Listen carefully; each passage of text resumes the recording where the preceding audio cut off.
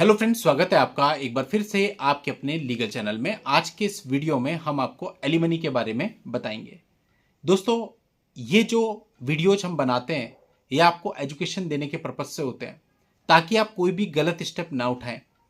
अगर आपके अंदर जागरूकता रहेगी तो आप बिल्कुल सही कदम उठाएंगे और गलत कदम से बचेंगे। यही पर्पज है। अब देखिए, एलिमनी एक ऐसी चीज जो कि जब आप डाइवोर्स फाइल करते हैं, डाइवोर्स फाइल करने की सोचते ही हैं, तो आपके मन में आता है कि मुझे एलिमनी देनी पड़ेगी। इसमें ना एक मिथ है। मिथ यह है कि यदि पत्नी अपनी तरफ से डाइवोर्स फाइल करेगी तो उसको एलिमनी नहीं मिलेगी, और पति अपनी तरफ से डाइवोर्स फाइल करेगा तो उसको एलिमनी देनी पड़ेगी। ऐसा कुछ भी नहीं है। एलिमनी का सेक्शन बिल्कुल डाइवोर्स से डिफरेंट है, 25HM है। यदि पति ने डाइवोर्स डाला है तब भी, और अगर पत्नी ने स्वयं डाइवोर्स डाला है तब भी वो 25HM के अंतर्गत एलिमनी क्लेम कर सकती है।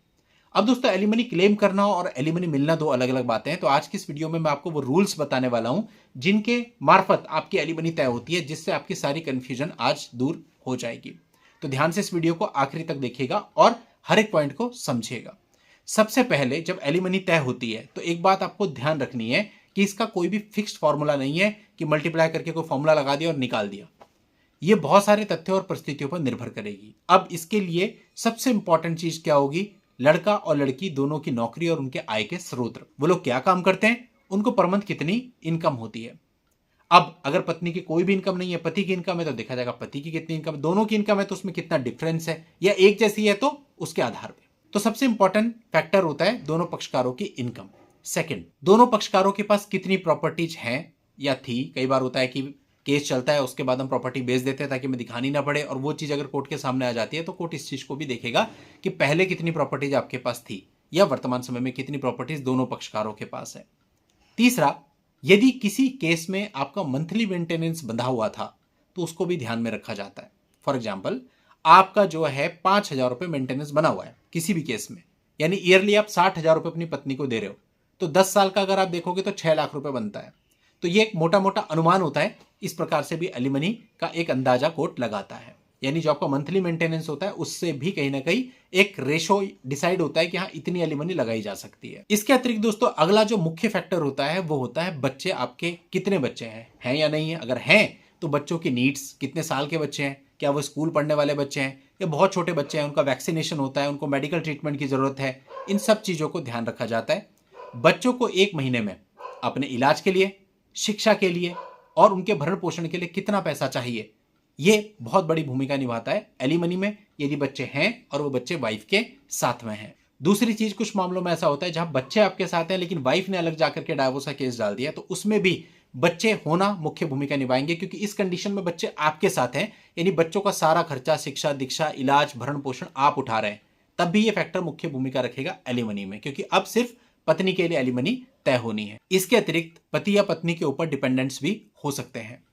माता पिता हो सकते हैं, छोटे बहन भाई हो सकते हैं, उनकी पढ़ाई का खर्चा हो सकता है, किसी को कोई मेडिकल प्रॉब्लम है तो मेडिकल ट्रीटमेंट का खर्चा हो सकता है, छोटे भाई या बहन है उनकी शादी का खर्चा हो सकता है, उनके कॉलेज की पढ़ाई हो सकती है, बहुत सारी चीज़ें होती हैं।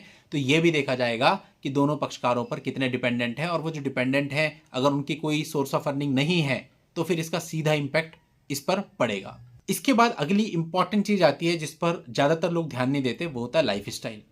अब लाइफ स्टाइल का मतलब क्या है ये समझना बहुत जरूरी है। कई बार हमने ऐसा देखा कि पति और पत्नी की लाइफ स्टाइल बहुत अच्छी होती है, लेकिन जब मामले कोर्ट में आते हैं तो पत्नी कह देती है मेरे पास तो खाने पीने को भी नहीं है, मैं तो मोहताज हूं, और पति कह देता है मेरे पास तो नौकरी भी नहीं है, मैं तो मजदूरी करता हूं।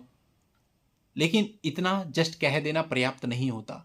मामले के तथ्य और परिस्थितियां बहुत हद तक आपकी लाइफ स्टाइल को रिवील कर देते हैं। कि पहली कंप्लेंट लड़की ने दी होगी, उसमें अगर उसने बताया कि हम बैंगलोर में रहते थे, एक फ्लैट में रहते थे, वहाँ पे 50,000 रुपये किराया था, फिर इतनी तारीख को मैं एयर इंडिया की फ्लाइट से यहाँ पर आ गई, वहाँ पे आ गई, तो ये सब चीज़ें आपकी लाइफ स्टाइल को खुद ही दिखा रही हैं कि दोनों पक्षकार अगर बैंगलोर जैसी सिटी में रह रहे हैं, 50,000 रुपये महीने का किराया दे रहे हैं, फ्लाइट से लगातार ट्रैवल कर रहे हैं, तो डेफिनेटली 50,000 रुपये महीना तो कमाते नहीं होंगे।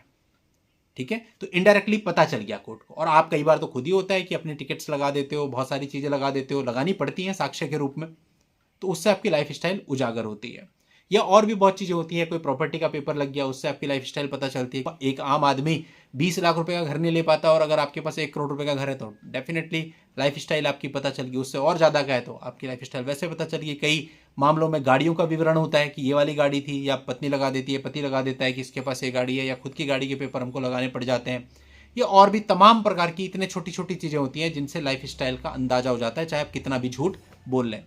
तो ये जो लाइफ स्टाइल होती है, इसका आइडिया कोर्ट को आपके मामले की तथ्यों और परिस्थितियों से एक्चुअल में लगता है, और जो लाइफ स्टाइल नजर आती है फिर उसके अनुसार लगाया जाएगा। ऐसा नहीं है कि जस्ट आपने मुंह से कह दिया मैं तो मजदूरी करता हूं, लेकिन आपके साल में 10 बार फ्लाइट्स की टिकट है, तो कोई मजदूर आदमी बेचारा एक बार भी नहीं बैठ पाता फ्लाइट में। आप 10 बार ट्रैवल कर रहे हो फ्लाइट से, ठीक है, बढ़िया रेस्टोरेंट के आपने बिल लगा रखे हैं। मैं अपनी पत्नी को यहाँ पे लेकर के गया था जहाँ पे 2000 रुपये का एक बर्गर है, 1000 रुपये की एक चाय है। तो आपकी लाइफ स्टाइल पता चल रही है, वो चल ही जाती है चाहे आप कितना ही छुपा लेना। तो ये जो फैक्टर होता है लाइफ स्टाइल वाला, ये बहुत अहम भूमिका निभाता है एलिमनी में। अब जो मैंने आपको ये टोटल 5-6 चीजें बताई, इन सबको ओवरऑल देखने पर डिसाइड होता है कि एलिमनी कितनी बनेगी। कई लोग बहुत मोटा मोटा बोल देते हैं ना अपने वकील को, सर मेरी एलिमनी कितनी बनेगी। भाई वो कैसे बता दे, पूरा केस चलेगा, क्या तथ्य परिस्थितियां निकल करके आते हैं, फिर कोर्ट सब चीज़ों को कैसे कंसिडर करता है, ओवरऑल देखते हुए तब जाकर के तय होगा कि कितनी एलिमनी बनेगी। हाँ, लेकिन आप ये जरूर समझ सकते हैं कि एलिमनी किन चीज़ों से बनती है, वो मैंने आपको इस वीडियो में समझाने की कोशिश करी है।